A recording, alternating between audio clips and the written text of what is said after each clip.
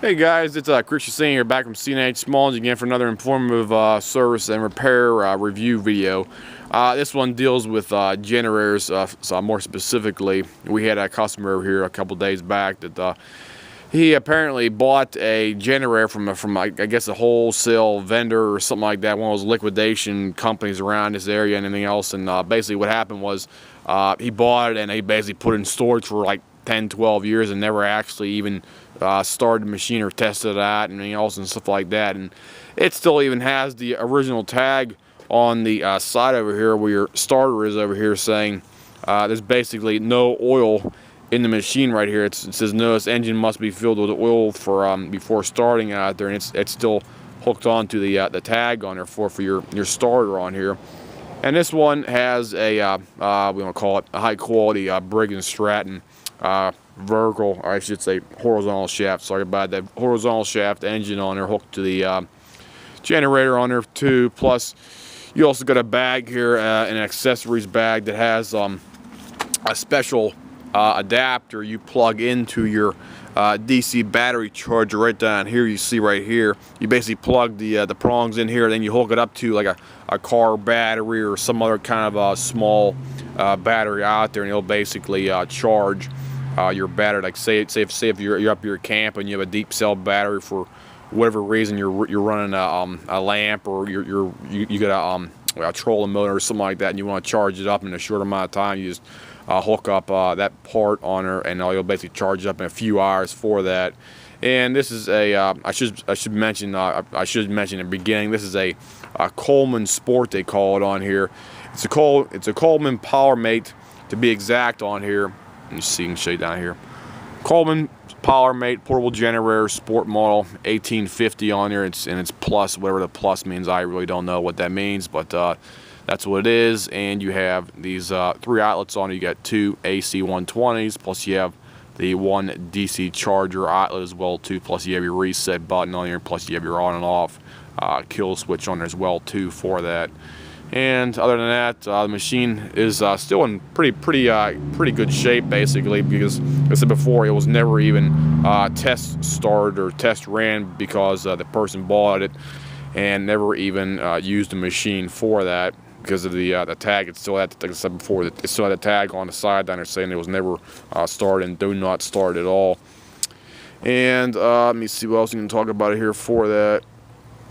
Let me see here. Probably got a duty cycle on here. Yeah, continuous. Doesn't really have a lot of stuff on there, but these engines, they do run. Most people don't know that they have to run at about 3,600 RPMs the whole time to keep the machine running properly, because if you go below that or above it, it might have issues enabling it to charge your battery or run your power equipment out there for that, because you have to have a specific set for these Briggs & Strattons to run. Usually it's around 3,600 RPMs for a generator such as this on there for that, and that's what they require to operate efficiently on there for that. So I'll fire it up here for you guys, and you can see how it runs here. So let me get in the other hand. I gotta move it up to my flat part of the driveway here, so hold on here. Let me move it over here real quick for you guys. There we go. Okay, fuel's on. Turn it on, run on here for you as well too. Runs up. I got the air filter off right now because apparently this thing was sitting a while, and it actually had it looked like some kind of a mold or something on the air filter on our foot. It looks like it was stored in like a semi-humid environment. So let's put it on choke. Let's see how it starts up here now.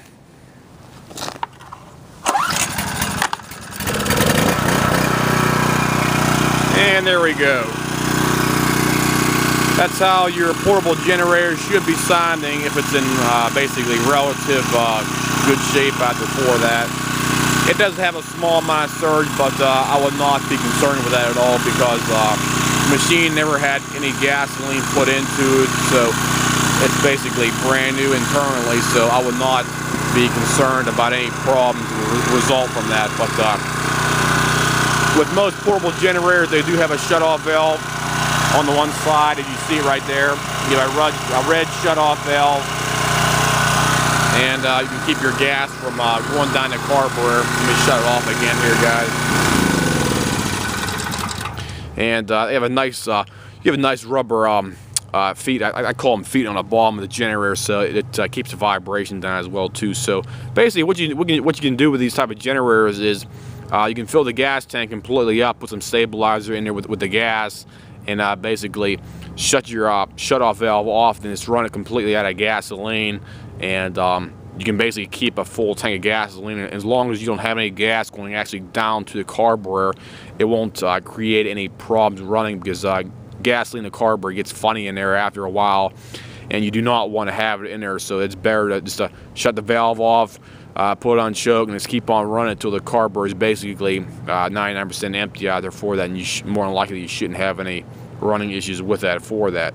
So there's one other thing I should mention. Since this is a portable generator, I always tell people it's not a good idea to run these in your basement or house or your called garage and stuff like that. Even though it's small and stuff like that, you have to run these things outside all the time. You cannot run them in your basement, your house, your apartment, or whatever you have, because you can become you can become very easily overcome with carbon monoxide, and you won't even smell it until you're like passing out and stuff like that possibly. And it's not a good idea to ever run these things in your house. And they even have the warning on top of the you want to call it top of the generator on here as well too. So if you have a generator, always keep the generator outside. Do never run it in your house, because you don't want to die from carbon monoxide poisoning and stuff like that. So that's one precaution you absolutely must take with these things right there for that, because